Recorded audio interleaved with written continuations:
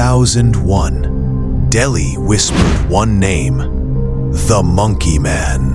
They said he was 7 feet tall, with eyes like burning coal.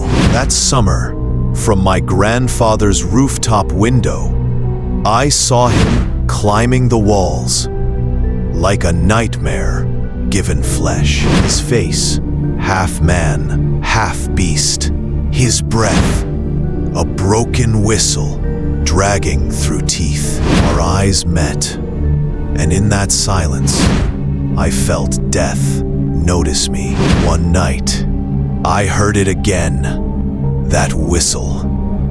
When I looked out, he was there, and beside him, a body, torn apart like paper. And if you ever hear it too, run, because the Monkey Man never leaves empty-handed. Every nightmare begins here. Subscribe to Nightmare Nexus.